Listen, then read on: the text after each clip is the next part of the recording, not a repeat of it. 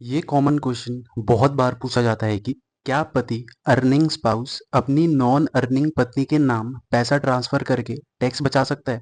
पत्नी को पैसे ट्रांसफर करने पर इनकम की गिनती किसकी होगी? इनकम टैक्स कानून के हिसाब से अगर पति अपनी पत्नी को पैसे या कोई भी प्रॉपर्टी ट्रांसफर करता है तो उस पैसे से जो भी इनकम जैसे एफडी पे interest, share market mutual fund उससे इंटरेस्ट या रेंटल इनकम वगैरह, इनसे जो भी इनकम आएगी वो पत्नी की नहीं बल्कि पति की इनकम मानी जाएगी। गिफ्ट पे कोई टैक्स नहीं लगता, यानी अगर आप अपनी पत्नी को पैसा गिफ्ट करते हैं तो गिफ्ट की रकम पर टैक्स नहीं लगेगा, लेकिन उस गिफ्ट से जो इनकम होगी उसे आपके यानी पति के टैक्स में ही क्लब किया जाएगा। मान लो कि राम ने अपनी पत्नी सीता को 10 लाख रुपए एज अ गिफ्ट दिए। सीता ने उस पैसे से बैंक में एफडी कर दी। उस एफडी पे एनुअली 70,000 इंटरेस्ट आया। अब ये 70,000 सीता की इनकम नहीं मानी जाएगी बल्कि राम की इनकम में ही क्लब होगी और राम को इस पर टैक्स देना होगा। और अगर पत्नी खुद इन्वेस्ट करे तो तो अगर अप, तो अगर पत्नी अपनी खुद की सैलरी या बिजनेस इनकम से आए पैसों को इन्वेस्ट करती है तो उस पर हुई इनकम उसकी मानी जाएगी। क्लबिंग केवल तभी होता है जब पैसा पति की तरफ से दिया गया हो। ये प्रोविजन इनकम टैक्स एक्ट 1961 के सेक्शन 64 के अंडर आता है। यानी साफ है कि अगर पत्नी को दिया गया पैसा या प्रॉपर्टी इन्वेस्ट करके कोई भी रिटर्न आता है तो वो पति की इनकम में ही जोड़ा जाएगा। लेकिन हर सिचुएशन में क्लबिंग रूल लागू नहीं होता। कुछ खास एक्सेप्शंस भी हैं जिनमें पति की कमाई उसकी खुद की इनकम मानी जाती है। अगर पत्नी के पास कोई प्रोफेशनल या टेक्निकल स्किल है जैसे accounting, designing, marketing, coding, teaching वगैरह वगैरह, और पति अपनी कंपनी या बिजनेस में उसे एक एम्प्लॉय की तरह सैलरी पे हायर करता है तो ये सैलरी पत्नी की इनकम मानी जाएगी, ना कि पति की। लेकिन इसके लिए तीन चीजें जरूरी हैं। प्रॉपर पेपर वर्क यानी अपॉइंटेड लेटर, काम का कॉन्ट्रैक्ट होना चाहिए, जॉब रोल डिफाइन होना चाहिए, पत्नी किस काम के लिए रखी गई है ये साफ होना चाहिए, रेगुलर सैलरी ट्रांसफर, हर महीने बैंक अकाउंट में सैलरी ट्रांसफर होनी चाहिए वाइफ के।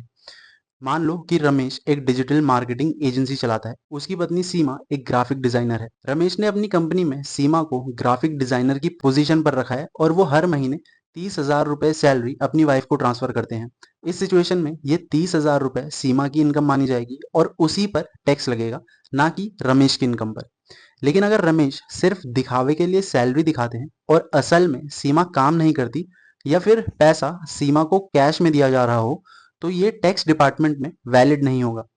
ये तो एक सिचुएशन हो गई। अब जरा एक और सिचुएशन देखते हैं जब पत्नी सीधे किसी प्रोफेशनल रोल में काम नहीं कर रही लेकिन घर के खर्च से पैसे बचाकर या शादी में मिले गिफ्ट जैसे स्त्री धन, इन सब से इनकम कमा रही हो। ऐसे केस में टैक्स का नियम थोड़ा अलग है। क्या कहता है टैक्स का नियम? अगर पति घरेलू खर्च के लिए पत्नी को पैसे देता है और पत्नी उन पैसों से कुछ बचा लेती है, मान लो पति ने हर महीने घर चलाने के लिए अपनी पत्नी को 20,000 रुपए दिए, पत्नी ने खर्च करके 5,000 बचा लिए और उस 5,000 को बैंक एफडी कर लिया, तो उस एफडी पे जो इंटरेस्ट मिलेगा वो पत्नी की इनकम मानी जाएगी, ना कि पति की। शादी के टाइम या रिश्तेदारों से पत्नी को जो गिफ्ट मिलते हैं जैसे कि कैश, गहने, प्रॉपर्टी, तो उससे होने वाली इनकम भी पत्नी की इनकम होगी, ना कि पति की। मान लो शादी में पत्नी को उसके माता पिता ने 2 लाख गिफ्ट किए, पत्नी ने इसे म्यूचुअल फंड में इन्वेस्ट कर दिया और उस पर 20,000 रुपए का प्रॉफिट हुआ, तो ये 20,000 पत्नी की ही इनकम मानी जाएगी, ना कि पति की। और अगर पत्नी को गिफ्ट पति से ही मिलता है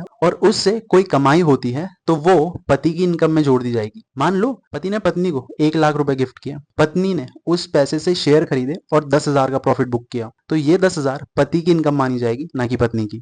आसान भाषा में कहें तो घर के खर्च से बचाए पैसे और स्त्री धन से हुई कमाई मतलब पत्नी की इनकम, और पति से मिले गिफ्ट उनसे हुई कमाई पति की इनकम। इस तरह से देखा जाए तो पत्नी को मिले गिफ्ट्स या घर के खर्च से बचाए गए पैसे से होने वाली कमाई को टैक्स में अलग तरीके से देखा जाता है। लेकिन अगर पैसों का लेन देन गिफ्ट की बजाय लोन के रूप में हो तो उसके नियम बिल्कुल अलग है। अगर पति अपनी पत्नी को लोन देता है तो ये पूरी तरह से जेन्युइन पर्पस के लिए होना चाहिए। मतलब ये कि पैसा किसी काम के लिए होना चाहिए, जैसे कि पत्नी बिजनेस शुरू करना चाहती है या कोई प्रोफेशनल काम या प्रोजेक्ट करना चाहती है। लोन पर नॉमिनल इंटरेस्ट जैसे 6 से 8% लगना चाहिए। वो इंटरेस्ट पति को इनकम के रूप में अपनी इनकम टैक्स फाइल में दिखाना पड़ेगा। अगर लोन इंटरेस्ट फ्री है और पत्नी उस पैसे को शेयर, एफडी या म्यूचुअल फंड में इन्वेस्ट कर देती है तो ये एक्सेप्टेबल नहीं होगा। मान लो कि राम ने अपनी पत्नी सीमा को 5 लाख रुपए एज अ लोन दिए। ताकि वो एक बुटीक यानी कपड़ों की दुकान शुरू कर सके। राम ने इस लोन पर एनुअली 8% इंटरेस्ट डिसाइड किया। तो हर साल सीमा राम को 40,000 रुपए इंटरेस्ट देगी। ये 40,000 रुपए राम की इनकम माने जाएंगे और उसे इसे अपने ITR यानी इनकम टैक्स रिटर्न में इसमें दिखाना होगा। इस सिचुएशन में लोन जेन्युइन है, एक्सेप्टेबल है और टैक्स रूल के हिसाब से सही है। लेकिन अगर राम ने 5 लाख रुपए एज अ लोन दिए और सीमा ने वो पैसे फिक्स्ड डिपॉजिट या शेयर्स में इन्वेस्ट कर दिए और लोन पर कोई इंटरेस्ट नहीं दिया, तो ये अरेंजमेंट एक्सेप्टेबल नहीं माना जाएगा। बहुत से लोग ये सोचते हैं कि अगर उन्होंने जॉइंट अकाउंट खोल लिया यानी अकाउंट पति पत्नी दोनों के नाम से है, तो अब उनकी इनकम आपस में आधी आधी बढ़ जाएगी और टैक्स का बोझ भी कम हो जाएगा। लेकिन असलियत में ऐसा बिल्कुल नहीं है। टैक्सेशन का नियम साफ है, जिसकी इनकम है उसी के नाम पे टैक्स लगेगा। सिर्फ अकाउंट ज्वाइंट होने से इनकम स्प्लिट नहीं होती। मान लो पति की सैलरी 80,000 रुपए है और वो पूरी सैलरी अपने और अपने पत्नी के ज्वाइंट अकाउंट में जमा कराता है। अब अकाउंट में तो दोनों के नाम है, लेकिन क्योंकि इनकम का सोर्स पति की सैलरी है, तो टैक्स उसी को देना होगा। पत्नी के नाम पर कोई इनकम नहीं गिनी जाएगी। अगर पत्नी के पास खुद का कोई इनकम सोर्स है, जैसे नौकरी, फ्रीलांसिंग या बिजनेस, और वो पैसा भी उसी ज्वाइंट अकाउंट में आता है, तो उस हिस्से का टैक्स पत्नी को देना होगा। ज्वाइंट अकाउंट सिर्फ पैसे रखने का एक तरीका है, टैक्स बचाने का रास्ता नहीं। इनकम का सोर्स ही असली पहचान है कि टैक्स कौन देगा। अब एक और सिचुएशन समझते हैं। अगर पति पत्नी दोनों अर्निंग है, तो यहाँ टैक्स प्लानिंग और भी इंटरेस्टिंग हो जाती है। अगर पति पत्नी दोनों कमाते हैं, तो टैक्स प्लानिंग में उन्हें एक बड़ा फायदा मिलता है। क्यों? क्योंकि दोनों अपनी अपनी इनकम पर अलग अलग डिडक्शन और एक्सटेंशन क्लेम कर सकते हैं। मान लो कि राज और स्नेहा दोनों नौकरी करते हैं।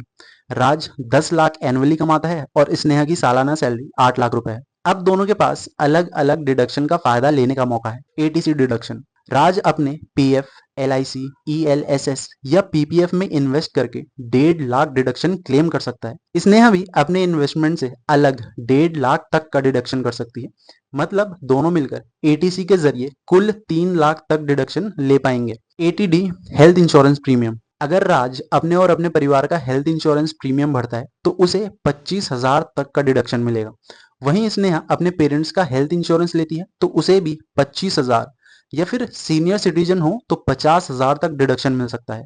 HRA और LTA। अगर दोनों किराए के घर में रहते हैं, तो दोनों अपने अपने ऑफिस से मिलने वाला HRA एक्सटेंशन क्लेम कर सकते हैं। लेकिन यहाँ ध्यान देना होगा कि किराए की रसीद और एग्रीमेंट सही तरीके से मेंटेन हो। इसी तरह ट्रैवल खर्च LTA भी दोनों अलग अलग क्लेम कर सकते हैं। ओल्ड रिजीम में ये सारे डिडक्शन और एक्सटेंशन मिलते हैं। इसीलिए जिन लोगों का इन्वेस्टमेंट और खर्चा प्रॉपरली स्ट्रक्चर्ड है, उनके लिए ओल्ड रिजीम ज्यादा फायदेमंद साबित हो सकती है। वहीं न्यू रिजीम में डिडक्शन बहुत कम है, लेकिन टैक्स रेट्स कंपैरेटिवली कम है।